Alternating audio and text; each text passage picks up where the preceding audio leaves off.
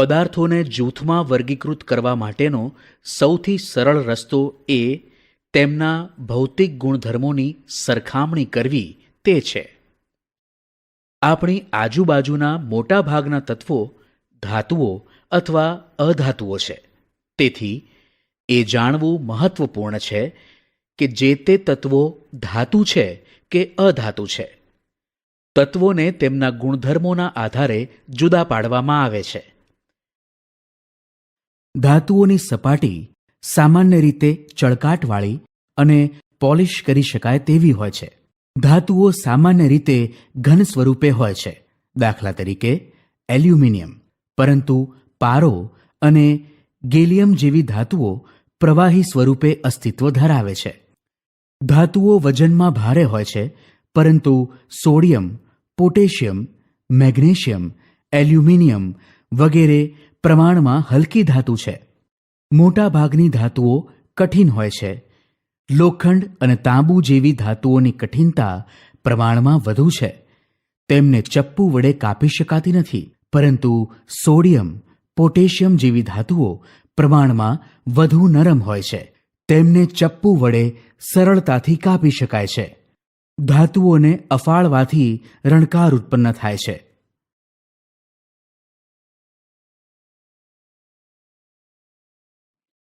ધાતુઓ ઉષ્મા અને વિદ્યુતની સુવાહક હોય છે.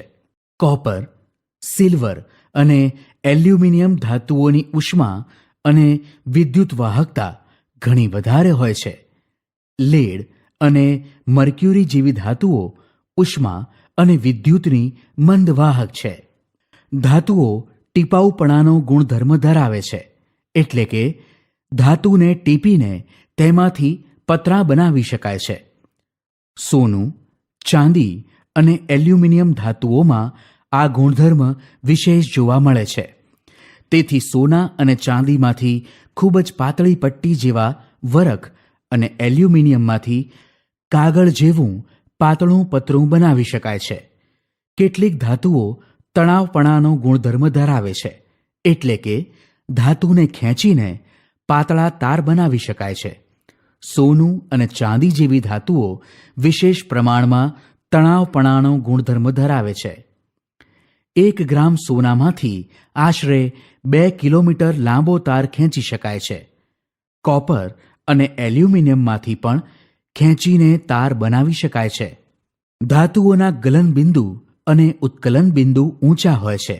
દાખલા તરીકે આયનનું ગલનબિંદુ ઘણું ઊંચું છે, એટલે કે લગભગ 1812 કેલ્વિન છે. એક ધાતુમાં બીજી ધાતુ ઉમેરીને મિશ્ર ધાતુ બનાવી શકાય છે. તે મૂળ ધાતુઓથી જુદા ગુણધર્મો ધરાવતી હોય છે. પિત્તળ, જર્મન સિલ્વર, સોનાના આભૂષણો વગેરે મિશ્ર ધાતુના ઉદાહરણ છે. અધાતુ તત્વો ધાતુ તત્વોથી વિરુદ્ધના ભૌતિક ગુણધર્મો ધરાવે છે. અધાતુ તત્વો ટીપાઉપણા કે તણાવપણાનો ગુણધર્મ ધરાવતા નથી. અધાતુ તત્વો સામાન્ય રીતે નરમ હોય છે, પણ હીરો સૌથી કઠણ પદાર્થ છે. ઘન સ્વરૂપના અધાતુ તત્વો બરડ હોય છે. અધાતુ તત્વોની સપાટી ચળકાટવાળી હોતી નથી, પણ અપવાદ રૂપે આયોડીન ચળકાટ ધરાવે છે. અધાતુ તત્વો વિદ્યુત અને ઉષ્માના અવાહક હોય છે, પણ ગ્રેફાઇટ વિદ્યુત વાહક તરીકે વર્તે છે. કાર્બન એવી અધાતુ છે કે જે જુદા જુદા સ્વરૂપોમાં અસ્તિત્વ ધરાવે છે. દરેક રૂપને અપર રૂપ કહે છે. હીરો સૌથી વધારે કઠોર કુદરતી પદાર્થ છે અને તેનું ગલનબિંદુ અને ઉત્કલન બિંદુ સૌથી વધારે હોય છે. કાર્બનનું એક અન્ય અપર રૂપ ગ્રેફાઇટ વિદ્યુતનું વાહક છે. ભૌતિક ગુણધર્મોની મદદથી ધાતુઓને અધાતુઓથી જુદી પાડી શકાય છે. છતાં તેમને વર્ગીકૃત કરવા માટે વધુ સારી રીતની જરૂર હોય છે, અને આ માટે તેમના રાસાયણિક ગુણધર્મોનો ઉપયોગ કરીએ છીએ. બધા જ તત્વોના વર્ગીકરણ માટે રાસાયણિક ગુણધર્મો યોગ્ય રીતે ઉપયોગમાં આવે છે અને તેમાં અપવાદ ખૂબ જ ઓછા જોવા મળે છે. ચાલો હવે રાસાયણિક ગુણધર્મો વિશે સમજીએ. ડાયઓક્સિજન સાથે પ્રક્રિયા. ધાતુ તત્વો ઓક્સિજન સાથે સંયોજાઈ તેના ઓક્સાઇડ બનાવે છે. ધાતુના ઓક્સાઇડ સામાન્ય રીતે બેઝિક હોય છે. કેટલીક ધાતુના ઓક્સાઇડ જેવા કે એલ્યુમિનિયમ ઓક્સાઇડ અને ઝિંક ઓક્સાઇડ વગેરે એસિડિક અને બેઝિક બંને ગુણધર્મો ધરાવે છે. આવા ધાતુ ઓક્સાઇડને ઉભયધર્મી ઓક્સાઇડ કહે છે. મોટા ભાગના ધાતુ ઓક્સાઇડ પાણીમાં અદ્રાવ્ય હોય છે, પણ કેટલાક ધાતુ ઓક્સાઇડ પાણીમાં દ્રાવ્ય થઈને આલ્કલી બનાવે છે. જુદી જુદી ધાતુઓની ઓક્સિજન સાથે પ્રક્રિયા કરવાની ક્રિયાશીલતા જુદી જુદી હોય છે. સોડિયમ અને પોટેશિયમ જેવી ધાતુઓને હવામાં ખુલ્લી રાખવામાં આવે તો તે સળગી ઉઠે છે. તેથી તેમને કેરોસીનમાં રાખવામાં આવે છે. સામાન્ય તાપમાને મેગ્નેશિયમ, એલ્યુમિનિયમ, ઝિંક અને લેડ વગેરે ધાતુઓ પર ઓક્સાઇડનું પાતળું સ્તર જોવા મળે છે. આ સ્તર ધાતુનું વધુ ઓક્સિડેશન થતું અટકાવે છે. ગોલ્ડ, સિલ્વર જેવી ધાતુઓ ઊંચા તાપમાને પણ ઓક્સિજન સાથે પ્રક્રિયા કરતી નથી. મેગ્નેશિયમ ધાતુને તે સળગી શકે તેવા તાપમાને ગરમ કરતાં તે આંખને આંજી નાખે તેવા જગારા મારતા પ્રકાશથી સળગી મેગ્નેશિયમ ઓક્સાઇડ બનાવે છે. લોખંડને ગરમ કરવા છતાં તે બળતું નથી, પણ લાલ ચોળ રંગનું બને છે. તાંબાને ગરમ કરતાં તે પણ બળતું નથી, પરંતુ ગરમ તાંબા પર કાળા રંગનો જે પદાર્થ બનાવે છે તે કોપર ઓક્સાઇડ હોય છે. ધાતુ પાણી સાથે પ્રક્રિયા કરી ધાતુના હાઇડ્રોક્સાઇડ કે ઓક્સાઇડ અને ડાયહાઇડ્રોજન વાયુ ઉત્પન્ન કરે છે. પણ બધી જ ધાતુઓ પાણી સાથે પ્રક્રિયા કરતી નથી. સોડિયમ અને પોટેશિયમ જેવી ધાતુઓ ઠંડા પાણી સાથે તીવ્ર રાસાયણિક પ્રક્રિયા કરે છે. સોડિયમ કે પોટેશિયમ ધાતુની પાણી સાથે પ્રક્રિયા થતાં તીવ્રતાથી ઉત્પન્ન થતો ડાયહાઇડ્રોજન વાયુ ઝડપી સળગી ઉઠે છે અને ધડાકો કરે છે.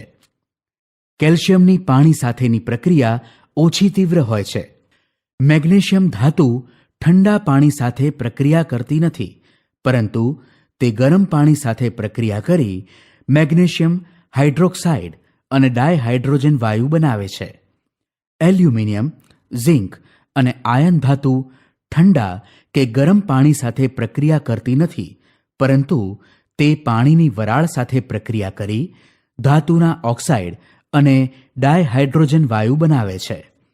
જ્યારે લેડ, કોપર, ગોલ્ડ અને સિલ્વર જેવી ધાતુઓની પાણી સાથે પ્રક્રિયા થતી નથી. ધાતુની એસિડ સાથે પ્રક્રિયા. બધી જ ધાતુઓ મંદ એસિડ સાથે પ્રક્રિયા કરતી નથી. જ્યારે ધાતુ મંદ એસિડ સાથે પ્રક્રિયા કરે છે ત્યારે ધાતુનો અનુવર્તી ક્ષાર બને છે અને ડાયહાઇડ્રોજન વાયુ ઉત્પન્ન થાય છે. ધાતુની મંદ નાઇટ્રિક એસિડ સાથે પ્રક્રિયા થઈ ડાયહાઇડ્રોજન વાયુ ઉત્પન્ન થતો નથી, કારણ કે HNO3 પ્રબળ ઓક્સિડેશન કરતા છે. તે પ્રક્રિયા દરમિયાન ઉત્પન્ન થતા H2નું H2Oમાં ઓક્સિડેશન કરે છે. તેમ છતાં મેગ્નેશિયમ અને મેંગેનીઝ ધાતુ ખૂબ જ મંદ નાઇટ્રિક એસિડ સાથે ડાયહાઇડ્રોજન વાયુ ઉત્પન્ન કરે છે. પ્રવૃત્તિ. તાંબાનો એક સ્વચ્છ તાર અને લોખંડની એક ખીલી લો. તાંબાના તારને કસનળીમાં રાખેલા આયર્ન સલ્ફેટના દ્રાવણમાં અને લોખંડની ખીલીને બીજી કસનળીમાં રાખેલા કોપર સલ્ફેટના દ્રાવણમાં મૂકો. 20 મિનિટ બાદ તમારું અવલોકન નોંધો. અહીં તાંબાના તારને જે કસનળીમાં રાખેલ છે તેમાં કોઈ જ પ્રક્રિયા થતી નથી, જ્યારે કોપર સલ્ફેટના દ્રાવણમાં પ્રક્રિયા થવાથી દ્રાવણમાં કોપર છૂટું પડીને ખીલી ઉપર ચોંટે છે, જેથી ખીલી તામ્રવર્ણી બને છે. ક્રિયાશીલ ધાતુઓ પોતાનાથી ઓછી કાર્યશીલ ધાતુને ત્યાં સંયોજનના દ્રાવણ કે પિગલિત અવસ્થામાં વિસ્થાપિત કરે છે. બધી ધાતુઓની સક્રિયતા એક સરખી નથી હોતી. આપણે ઓક્સિજન, પાણી અને એસિડની સાથે જુદી જુદી ધાતુઓની સક્રિયતા વિશે જાણીએ છીએ, પણ બધી જ ધાતુઓ આ પ્રક્રિયકોની સાથે પ્રક્રિયા નથી કરતી. તેથી આપણે બધા ધાતુઓના નમૂનાને સક્રિયતાના ચડતા ક્રમમાં ન મૂકી શકીએ. અહીં દર્શાવેલ રાસાયણિક સમીકરણ એ ધાતુની સક્રિયતાના ગુણધર્મને લીધે થતી વિસ્થાપન પ્રક્રિયાનું ઉદાહરણ છે. સરળ શબ્દોમાં કહીએ તો, જો ધાતુ એ ધાતુ બીને તેના દ્રાવણથી વિસ્થાપિત કરે તો ધાતુ એ ધાતુ બીથી વધારે સક્રિયતા ધરાવે છે તેમ કહેવાય. અર્થાત વધુ સક્રિય ધાતુ એ તેનાથી ઓછી સક્રિય ધાતુ બીના ક્ષારના દ્રાવણ જોડે વિસ્થાપન પ્રક્રિયા કરે છે, જેથી ધાતુ એના ક્ષારનું દ્રાવણ જ્યારે ધાતુ બી ઘન સ્વરૂપે મળે છે. દરેક ધાતુની સક્રિયતા સમાન નથી હોતી. કેટલીક ધાતુઓ વધારે સક્રિય અને કેટલીક ધાતુઓ ઓછી સક્રિય હોય છે. જે ધાતુઓ સહેલાઈથી ઇલેક્ટ્રોન ગુમાવીને ધન આયનમાં રૂપાંતર પામતી હોય તે ધાતુઓ વધારે સક્રિય કહેવાય છે. દાખલા તરીકે Fe, Na, K. જ્યારે ઓછી સક્રિય ધાતુઓ ઝડપથી ઇલેક્ટ્રોન ગુમાવતી નથી. દાખલા તરીકે Au, Ag. ધાતુઓની સક્રિયતા નક્કી કરવા માટે વિસ્થાપન પ્રક્રિયાનો ઉપયોગ કરવામાં આવે છે. વિસ્થાપન પ્રક્રિયાથી મળતા પરિણામોના અર્થઘટન માટે ઓછી સક્રિય ધાતુનું તેના ક્ષારના દ્રાવણમાંથી વધુ સક્રિય ધાતુ વડે વિસ્થાપન થાય છે તે સિદ્ધાંતને ધ્યાનમાં લેવામાં આવે છે. દાખલા તરીકે ઝિંક ધાતુની પટ્ટીને કોપર સલ્ફેટના દ્રાવણમાં મૂકવામાં આવે તો ઝિંક ધાતુ કોપરનું કોપર સલ્ફેટના દ્રાવણમાંથી વિસ્થાપન કરે છે, જેથી કોપર સલ્ફેટના દ્રાવણનો ભૂરો રંગ સહેજ ઝાંખો પડી અંતે રંગવિહીન બને છે. ઝિંક ધાતુના ટુકડા પર લાલ કથ્થાઈ રંગનું કોપર ધાતુનું સ્તર જામી જાય છે. વધુ સમય રાખતાં પાત્રના તળિયે લાલ કથ્થઈ રંગના દાણા જોવા મળે છે. જો તાંબાના ટુકડાને ઝિંક સલ્ફેટના દ્રાવણમાં મૂકવામાં આવે તો ધાતુ છૂટી પડવા જેવી રાસાયણિક પ્રક્રિયા થતી નથી. તેથી ઝિંક કોપર કરતાં વધુ સક્રિય ધાતુ છે. કેટલીક પ્રચલિત ધાતુઓને તેમની સક્રિયતાના ઉતરતા ક્રમમાં ગોઠવીને બનાવેલ શ્રેણીને સક્રિયતા શ્રેણી કહે છે. અહીં સક્રિયતા શ્રેણી દર્શાવેલ છે. ઘન સોડિયમ ક્લોરાઇડમાં સોડિયમ આયન અને ક્લોરાઇડ આયન વચ્ચે જે રાસાયણિક બંધ રચાય છે તેને આયનીય બંધ કહે છે. તે ઘન અવસ્થામાં પણ આયનીય સ્વરૂપમાં હોય છે. આવર્ત કોષ્ટકના પહેલા સમૂહમાં અને ત્રીજા આવર્તમાં સોડિયમ તત્વ ગોઠવાયેલું છે. પહેલા સમૂહના સોડિયમ તત્વની ઇલેક્ટ્રોન રચના 281 હોવાથી સોડિયમની સંયોજકતા કક્ષામાં 1 ઇલેક્ટ્રોન હોય છે. સોડિયમ સંયોજકતા કક્ષામાં રહેલો આ 1 ઇલેક્ટ્રોન સહેલાઈથી ગુમાવી સોડિયમ આયન Na પોઝિટિવ બને છે અને તેની સંવૃત્ત ઇલેક્ટ્રોન રચના 28 પ્રાપ્ત કરે છે. આવર્ત કોષ્ટકના 17મા સમૂહમાં અને ત્રીજા આવર્તમાં ક્લોરિન તત્વ ગોઠવાયેલું છે. ક્લોરિનની ઇલેક્ટ્રોનીય રચના 287 હોવાથી તેની બાહ્ય કક્ષામાં 7 ઇલેક્ટ્રોન ગોઠવાયેલા છે. અહીં ક્લોરિન સ્થાયી સંવૃત્ત રચના પ્રાપ્ત કરવા માટે 1 ઇલેક્ટ્રોન સહેલાઈથી મેળવીને ક્લોરાઇડ આયન બનાવે છે અને તેની સંવૃત્ત ઇલેક્ટ્રોન રચના 288 થાય છે. વિરુદ્ધ વીજભાર અને સંવૃત્ત ઇલેક્ટ્રોન રચના ધરાવતા સોડિયમ આયન અને ક્લોરાઇડ આયન વચ્ચે તીવ્ર આકર્ષણ બળ ઉત્પન્ન થવાથી આયનીય બંધ રચાય છે. Na પોઝિટિવ અને Cl નેગેટિવ બંને આયનો એકબીજાના કેન્દ્રથી આકર્ષિત થઈને Na પોઝિટિવ Cl નેગેટિવ આયન યુગ્મ બનાવે છે. જે તત્વોના પરમાણુઓની સંયોજકતા કક્ષામાં 1, 2 કે 3 ઇલેક્ટ્રોન હોય તો આ પરમાણુઓ સંયોજકતા કક્ષાના ઇલેક્ટ્રોનને ગુમાવી તેની નજીકના નિષ્ક્રિય વાયુ જેવી અષ્ટક રચના પ્રાપ્ત કરી ધન આયન બનાવે છે. જે તત્વોના પરમાણુઓની બાહ્ય કક્ષામાં 5, 6 કે 7 ઇલેક્ટ્રોન હોય તો આ તત્વોના પરમાણુઓ 3, 2 કે 1 ઇલેક્ટ્રોન સ્વીકારીને તેની નજીકના નિષ્ક્રિય વાયુ જેવી અષ્ટક રચના પ્રાપ્ત કરી ઋણ આયન બનાવે છે. આયનીય બંધ વિરુદ્ધ વીજભાર અને સંવૃત્ત ઇલેક્ટ્રોન રચના ધરાવતા આયનો વચ્ચે જે પ્રબળ આકર્ષણ બળ ઉત્પન્ન થાય છે તેને આયનીય બંધ કહે છે. આથી આયનીય બંધના નિર્માણ દરમિયાન તત્વોના પરમાણુઓ વચ્ચે ઇલેક્ટ્રોનની આપ-લે થાય છે. આવર્તક કોષ્ટકમાં બીજા સમૂહમાં અને ત્રીજા આવર્તમાં મેગ્નેશિયમ તત્વ ગોઠવાયેલું છે. મેગ્નેશિયમ તત્વની ઇલેક્ટ્રોન રચના 282 હોવાથી મેગ્નેશિયમ તેની સંયોજકતા કક્ષામાં રહેલા આ 2 ઇલેક્ટ્રોનને ગુમાવીને નજીકના નિષ્ક્રિય વાયુ નિયોન 28 જેવી અષ્ટક રચના પ્રાપ્ત કરી મેગ્નેશિયમ આયન Mg2 પોઝિટિવ બનાવે છે. મુક્ત થતા 2 ઇલેક્ટ્રોન 17મા સમૂહમાં આવેલું ક્લોરીન તત્વ મેળવે છે. ક્લોરીનના 2 પરમાણુઓ એક ઇલેક્ટ્રોન સ્વીકારીને તેમની નજીકના નિષ્ક્રિય વાયુ આર્ગોન જેવી અષ્ટક 288 રચના પ્રાપ્ત કરી 2 ક્લોરાઇડ આયન બનાવે છે. આમ મેગ્નેશિયમ આયન અને ક્લોરાઇડ આયન સંયોજાઈ મેગ્નેશિયમ ક્લોરાઇડ બનાવે છે. અહીં એક Mg2 પોઝિટિવ આયન અને 2 Cl નેગેટિવ આયન વચ્ચે પ્રબળ આકર્ષણ બળ ઉત્પન્ન થવાથી બનતા મેગ્નેશિયમ ક્લોરાઇડમાં આયનીય બંધ રચાય છે. આવર્તક કોષ્ટકમાં બીજા સમૂહમાં અને ત્રીજા આવર્તમાં મેગ્નેશિયમ તત્વ ગોઠવાયેલું છે.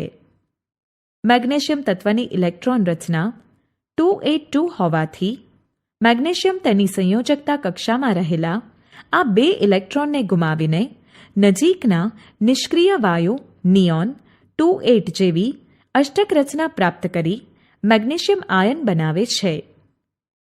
16મા સમૂહમાં ઓક્સિજન તત્વ ગોઠવાયેલું છે, જેની ઇલેક્ટ્રોન રચના 26 હોવાથી તેની સંયોજકતા કક્ષામાં 6 ઇલેક્ટ્રોન આવેલા છે. એક ઓક્સિજન તત્વ 2 ઇલેક્ટ્રોન મેળવીને નજીકના નિષ્ક્રિય વાયુ જેવી 28 અષ્ટક રચના પ્રાપ્ત કરે અને ઓક્સાઇડ આયન O2 નેગેટિવ બનાવે છે. આમ મેગ્નેશિયમ અને ઓક્સિજન સંયોજાઈ મેગ્નેશિયમ ઓક્સાઇડ બનાવે છે. આ બંને આયનો અષ્ટક રચના પ્રાપ્ત કરે છે અને વિરુદ્ધ વીજભારને કારણે આકર્ષણ બળ ઉત્પન્ન થવાથી આયનીય બંધ રચીને મેગ્નેશિયમ ઓક્સાઇડ સંયોજન બનાવે છે. આયનીય સંયોજનોના ગુણધર્મો. ભૌતિક સ્વભાવ. આયનીય સંયોજનો ઘન સ્વરૂપે મળે છે. તે સખત હોય છે કારણ કે તેમના બંધારણમાં વિરુદ્ધ વીજભાર ધરાવતા આયનો વચ્ચે પ્રબળ વિદ્યુતીય આકર્ષણ હોય છે. તે બરડ હોય છે. તેના બંધારણમાં સમાન આયનો વચ્ચે અપાકર્ષણ થાય છે. સામાન્ય રીતે આ પ્રકારના સંયોજનોને દબાણ આપતા નાના ટુકડાઓમાં તૂટી જાય છે. દ્રાવ્યતા. સામાન્ય રીતે આયનીય સંયોજનો ધ્રુવીય હોય પાણી જેવા ધ્રુવીય દ્રાવકમાં સુદ્રાવ્ય હોય છે, કારણ કે પાણી આયનીય સંયોજનોના આયનો વચ્ચેનું આકર્ષણ ઘટાડતું હોવાથી મોટાભાગના આયનીય સંયોજનો પાણીમાં સુદ્રાવ્ય હોય છે. આથી સોડિયમ ક્લોરાઇડ પાણીમાં સહેલાઈથી દ્રાવ્ય થાય છે. આયનીય સંયોજનો કાર્બનિક અધ્રુવીય દ્રાવકોમાં અદ્રાવ્ય હોય છે. દાખલા તરીકે ઇથર, કાર્બન ટેટ્રાક્લોરાઇડ, બેન્ઝીન વગેરે. આથી સોડિયમ ક્લોરાઇડ કાર્બન ટેટ્રાક્લોરાઇડમાં દ્રાવ્ય થતો નથી. ગલન બિંદુ અને ઉત્કલન બિંદુ. આયનીય સંયોજનોની સ્ફટિક રચનામાં ધન અને ઋણ આયનો આંતર આયનીય આકર્ષણ બળથી ખૂબ જ પ્રબળ રીતે જોડાયેલા હોય છે. આમ નિયમિત રીતે ગોઠવાયેલા ધન અને ઋણ આયનોની સ્ફટિક રચના તોડવા માટે વધુ શક્તિની જરૂર પડે છે. માટે આયનીય સંયોજનોના ગલનબિંદુ અને ઉત્કલન બિંદુ ઊંચા હોય છે. દાખલા તરીકે મીઠાનું ગલનબિંદુ બરાબર 1081 કેલ્વિન. વિદ્યુત વાહકતા. આયનીય ઘન સંયોજનો વિદ્યુત અવાહક છે, કારણ કે તેની સ્ફટિક રચનામાં રહેલા ધન અને ઋણ આયનોમાં અયુગ્મિત ઇલેક્ટ્રોન હોતા નથી અને ધન તથા ઋણ વીજભાર સંતુલિત થયેલા હોય છે, પરંતુ તેના જલીય દ્રાવણો અને પીગાળેલા ઘન પદાર્થો વિદ્યુતવાહક હોય છે, કારણ કે પિગલિત અવસ્થામાં અથવા જલીય દ્રાવણમાં તેમનું આયનીકરણ શક્ય બને છે. પૃથ્વીના પોપડામાં જુદી જુદી ધાતુઓ વિશેષ પ્રમાણમાં રહેલી હોય છે. જે ધાતુઓની સક્રિયતા ઓછી હોય છે તેવી ધાતુઓ કુદરતમાં મુક્ત સ્વરૂપે મળે છે. તેમને ઉમદા ધાતુઓ કહે છે. દાખલા તરીકે સોનું, ચાંદી, પ્લેટિનમ વગેરે. જે ધાતુઓ વધુ સક્રિય હોય છે તેવી ધાતુઓ કુદરતમાં સંયોજન સ્વરૂપે મળે છે. દાખલા તરીકે પોટેશિયમ, સોડિયમ, કેલ્શિયમ, મેગ્નેશિયમ વગેરે. પૃથ્વીના પોપડામાંથી જે અકાર્બનિક તત્વો કે સંયોજનો કુદરતી રીતે મળી આવે છે તેને ખનિજ કહે છે. ખનિજમાં કોઈ ચોક્કસ ધાતુ વિશેષ પ્રમાણમાં હોય અને તે ધાતુનું નિષ્કર્ષણ કરવું ફાયદાકારક હોય તો આ ખનિજને તે ચોક્કસ ધાતુની કાચી ધાતુ કહે છે. કાચી ધાતુમાં અન્ય ધાતુઓની ખનિજ, રેતી, માટી વગેરે અશુદ્ધિઓ હોય છે. કાચી ધાતુ મુખ્યત્વે silicate, carbonate, oxide, phosphate, sulphide વગેરે સંયોજન સ્વરૂપમાં હોય છે. ધાતુઓનું નિષ્કર્ષણ એટલે કે એક્સ્ટ્રેક્શન ઓફ મેટલ્સ. કેટલીક ધાતુઓ પૃથ્વીના ભૂપૃષ્ઠમાંથી મુક્ત અવસ્થામાં મળે છે. કેટલીક તેમના સંયોજનોના રૂપમાં મળે છે. સક્રિયતા શ્રેણીમાં તળિયે રહેલી ધાતુઓ સૌથી ઓછી સક્રિય છે. તે ઘણીવાર મુક્ત અવસ્થામાં મળે છે. ઉદાહરણ તરીકે સોનું, ચાંદી, પ્લેટિનમ અને કોપર મુક્ત અવસ્થામાં મળે છે. કોપર અને સિલ્વર તેમની સલ્ફાઇડ અથવા ઓક્સાઇડ અયસ્ક એટલે કે કાચી ધાતુ સ્વરૂપે સંયોજિત અવસ્થામાં પણ મળે છે. સક્રિયતા શ્રેણીમાં ટોચ પર રહેલી ધાતુઓ એટલે કે પોટેશિયમ, સોડિયમ, કેલ્શિયમ, મેગ્નેશિયમ અને એલ્યુમિનિયમ એટલી હદે સક્રિય છે કે તે ક્યારેય કુદરતમાં મુક્ત તત્વો રૂપે મળતી નથી. સક્રિયતા શ્રેણીની મધ્યમાં રહેલી ધાતુઓ એટલે કે ઝિંક, આયર્ન, લીડ વગેરે મધ્યમ સક્રિય છે. તે પૃથ્વીના ભૂપૃષ્ઠમાં ઓક્સાઇડ, સલ્ફાઇડ અથવા કાર્બોનેટ સ્વરૂપે મળે છે. તમે જોશો કે ઘણી ધાતુઓની અયસ્ક ઓક્સાઇડ હોય છે. આમ થવાનું કારણ એ છે કે ઓક્સિજન ખૂબ જ સક્રિય તત્વ છે અને પૃથ્વી પર વિપુલ પ્રમાણમાં મળે છે. આમ સક્રિયતાના આધારે આપણે ધાતુઓને નીચે દર્શાવેલ 3 પ્રકારમાં વર્ગીકૃત કરી શકીએ. 1. નીચી સક્રિયતા ધરાવતી ધાતુઓ. 2. મધ્યમ સક્રિયતા ધરાવતી ધાતુઓ. 3. ઊંચી સક્રિયતા ધરાવતી ધાતુઓ. દરેક પ્રકારમાં રહેલી ધાતુઓ મેળવવા માટે અલગ અલગ તકનીકોનો ઉપયોગ કરવામાં આવે છે. અયસ્કમાંથી શુદ્ધ ધાતુઓના નિષ્કર્ષણમાં કેટલાક સોપાનોનો સમાવેશ કરવામાં આવે છે. આ સોપાનોનો સારાંશ આપેલ છે. નીચે દર્શાવેલ વિભાગોમાં દરેક સોપાનને વિસ્તૃત રીતે સમજાવેલ છે. અયસ્કોની સમૃદ્ધિ એટલે કે ધનિકતા. Enrichment of ઓર્સ. પૃથ્વીમાંથી ખોદીને બહાર કાઢેલી અયસ્કો સામાન્ય રીતે મોટા પ્રમાણમાં અશુદ્ધિઓ જેવી કે માટી, રેતી વગેરેથી દૂષિત હોય છે, જેને ગેંગ કહે છે.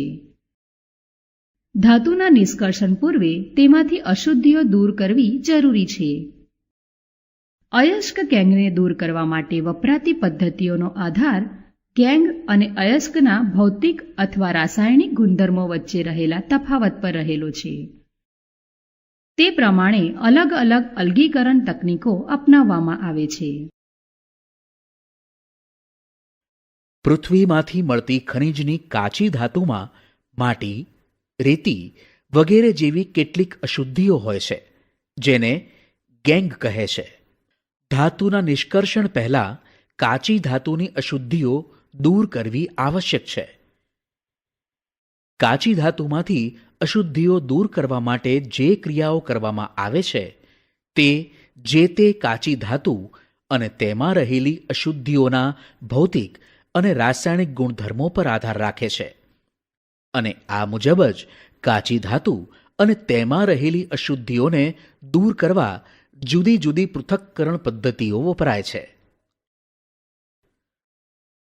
સક્રિયતા શ્રેણીમાં નીચે આવેલ ધાતુઓ એટલે ઓછી સક્રિયતા ધરાવતી ધાતુઓ અસક્રિય હોય છે.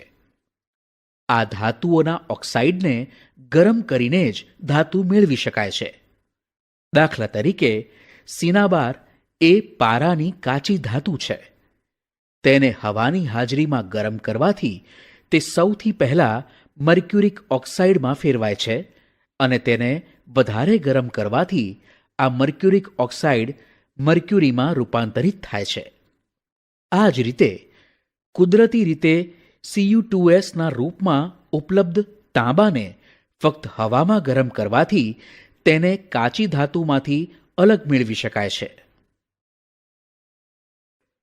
સક્રિયતા શ્રેણીના મધ્યમાં આવેલ ધાતુઓ જેમ કે આયર્ન, ઝિંક, લેડ, કોપર વગેરેની સક્રિયતા મધ્યમ હોય છે.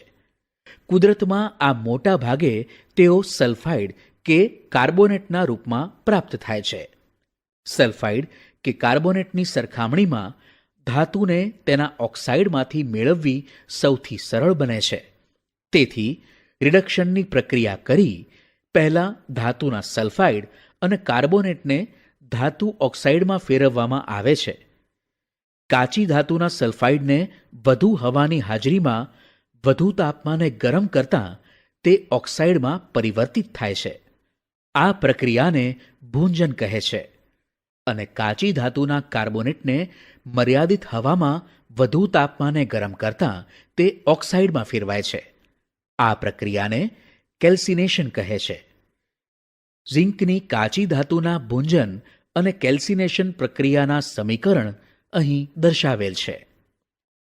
ત્યારબાદ કાર્બન જેવા રિડક્શન કર્તાનો ઉપયોગ કરી ધાતુ ઓક્સાઇડમાંથી ધાતુ મેળવી શકાય છે.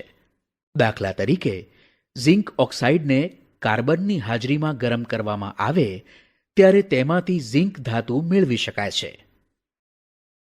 કાર્બનનો ઉપયોગ કરી ધાતુના ઓક્સાઇડને ધાતુમાં રિડક્શન કરવા માટે વિસ્થાપન પ્રક્રિયાનો પણ ઉપયોગ થાય છે.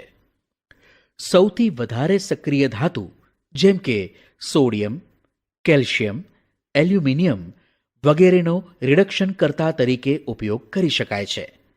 કેમ કે વધુ સક્રિય ધાતુઓને રિડક્શન કર્તા તરીકે વાપરતા તેઓ ઓછી સક્રિયતાવાળી ધાતુઓના સંયોજનમાં વિસ્થાપનની પ્રક્રિયા કરે છે. દાખલા તરીકે મેંગેનીઝ ડાયોક્સાઇડને એલ્યુમિનિયમ પાવડર સાથે ગરમ કરવામાં આવે છે ત્યારે આ મુજબની પ્રક્રિયા થાય છે.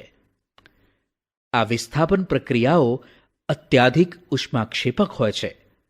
આમાં ઉત્સર્જિત ઉષ્માની માત્રા એટલી વધારે હોય છે કે ધાતુ પિઘલિત અવસ્થામાં પ્રાપ્ત થાય છે. વાસ્તવમાં આયર્ન 3 ઓક્સાઇડ Fe2O3 ની સાથે એલ્યુમિનિયમની પ્રક્રિયાનો ઉપયોગ રેલવેના પાટા અને મશીનના ભાગોમાં પડેલ ભંગાણના જોડાણ માટે ઉપયોગી થાય છે. આ પ્રક્રિયાને થર્મિટ પ્રક્રિયા કહે છે. સક્રિયતા શ્રેણીમાં સૌથી ઉપર આવેલ ધાતુઓ ખૂબ જ સક્રિય હોય છે. આ ધાતુઓના સંયોજનને કાર્બન સાથે ગરમ કરવાથી આ ધાતુઓ મેળવી શકાતી નથી. દાખલા તરીકે કાર્બન વડે સોડિયમ, મેગ્નેશિયમ, કેલ્શિયમ, એલ્યુમિનિયમ વગેરેના ઓક્સાઇડનું રિડક્શન કરી ધાતુઓમાં ફેરવી શકાય નહીં. આ ધાતુઓની ઇલેક્ટ્રોન બંધુતા કાર્બનની સાપેક્ષ ઓક્સિજન સાથે વધારે હોય છે. આ ધાતુઓને વિદ્યુત વિભાજન વડે રિડક્શન કરી મેળવી શકાય છે. દાખલા તરીકે સોડિયમ, મેગ્નેશિયમ અને કેલ્શિયમ તેના પિઘલિત ક્લોરાઇડોના વિદ્યુત વિભાજનથી પ્રાપ્ત થાય છે. કેથોડ પર ધાતુઓ મેળવી શકાય અને એનોડ પર ક્લોરીન મુક્ત થાય છે. આ જ રીતે એલ્યુમિનિયમ ઓક્સાઇડના વિદ્યુત વિભાજનથી એલ્યુમિનિયમ પણ મેળવી શકાય છે. ધાતુઓનું શુદ્ધિકરણ એટલે કે રિફાઇનિંગ ઓફ મેટલ્સ. વિવિધ રિડક્શન જેવી પ્રક્રિયાઓ દ્વારા ઉત્પન્ન થતી ધાતુઓ સંપૂર્ણપણે શુદ્ધ હોતી નથી. તેઓ અશુદ્ધિ ધરાવે છે કે જેને શુદ્ધ ધાતુઓ મેળવવા માટે દૂર કરવી જરૂરી છે. અશુદ્ધ ધાતુઓના શુદ્ધિકરણ માટે સૌથી વ્યાપક પ્રમાણમાં વપરાતી પદ્ધતિ વિદ્યુત વિભાજનીય શુદ્ધિકરણ છે. વિદ્યુત વિભાજનીય શુદ્ધિકરણ એટલે કે ઇલેક્ટ્રોલિટિક રિફાઇનિંગ. અનેક ધાતુઓ જેવી કે કોપર, ઝિંક, ટીન, નિકલ, ચાંદી, સોનું વગેરે વિદ્યુત વિભાજનીય રીતે મેળવાય છે. આ પ્રક્રમમાં અશુદ્ધ ધાતુનો એનોડ અને શુદ્ધ ધાતુની પાતળી પટ્ટીનો કેથોડ બનાવવામાં આવે છે. ધાતુ ક્ષારના દ્રાવણનો વિદ્યુત વિભાજ્ય એટલે કે ઇલેક્ટ્રોલાઇટ તરીકે ઉપયોગ કરવામાં આવે છે. વિદ્યુત વિભાજ્યમાંથી વિદ્યુત પ્રવાહ પસાર કરતા એનોડમાંથી શુદ્ધ ધાતુ વિદ્યુત વિભાજ્યમાં ઓગળે છે. વિદ્યુત વિભાજ્યમાંથી સમતુલ્ય પ્રમાણમાં શુદ્ધ ધાતુ કેથોડ પર જમા થાય છે. દ્રાવ્ય અશુદ્ધિઓ દ્રાવણમાં જાય છે, જ્યારે અદ્રાવ્ય અશુદ્ધિઓ એનોડના તળિયે નિપેક્ષિત એટલે કે જમા થાય છે. તેને એનોડ પંખ એટલે કે એનોડ મડ કહેવાય છે. ઘણી ધાતુઓની સપાટી પર હવા અને પાણીની અસર જોવા મળે છે. લોખંડની ચીજવસ્તુ ભેજવાળી હવાની હાજરીમાં લાંબો સમય ખુલ્લી રહે તો તેની સપાટી કથ્થાઈ રંગની થાય છે. નિષ્ક્રિય ધાતુઓ જેવી કે ગોલ્ડ, સિલ્વરનું ક્ષારણ થતું નથી. તાંબાની ચીજવસ્તુ લાંબો સમય હવાના સંપર્કમાં ખુલ્લી રહે તો તેના પર લીલા રંગનું કોપર કાર્બોનેટનું સ્તર જામી જાય છે. કોઈપણ ધાતુની સપાટી હવા, પાણી કે ભેજના સંપર્કમાં આવે ત્યારે તેનું ખવાણ થવાની ક્રિયાને ધાતુ ક્ષારણ કહે છે. ક્ષારણની પ્રક્રિયા દરમિયાન કેટલીકવાર લોખંડની ચીજવસ્તુ પર કથ્થાઈ રંગની નાની નાની પતરીઓ ઉખડતી જોવા મળે છે, જેને કાટ કહેવાય છે. કાટ રાસાયણિક રીતે સજળ ફેરિક ઓક્સાઇડ છે. કેટલીકવાર ધાતુના ક્ષારણની પ્રક્રિયા ફાયદાકારક હોય છે, કારણ કે ધાતુનું થયેલ ક્ષારણનું સ્તર તેની નીચે રહેલા ધાતુના સ્તરનું ક્ષારણ થતું અટકાવે છે.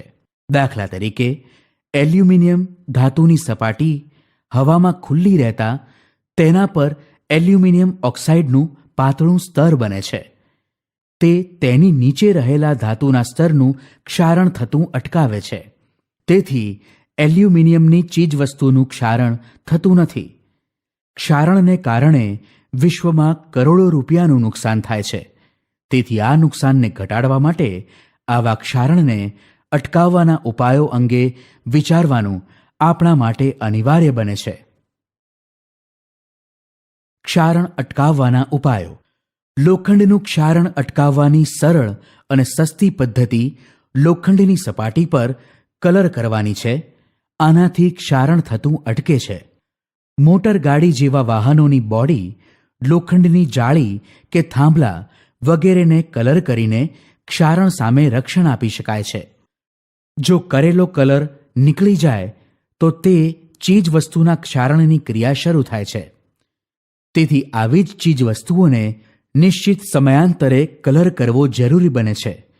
યોગ્ય રાસાયણિક પદાર્થો કે જેને નિરોધકો કહે છે તેનો ઉપયોગ કરવાથી તે ધાતુની સપાટી સાથે રાસાયણિક બંધથી જોડાઈને ક્ષારણ અટકાવે છે.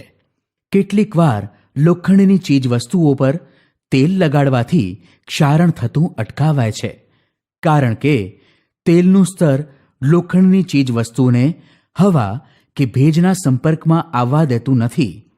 આ પદ્ધતિ લોખંડના નાના સાધનો જેવા કે હથોડી, પક્કડ, માળીની કાતર, પતરા કાપવાની કાતર વગેરે માટે વધુ વ્યવહારુ બને છે.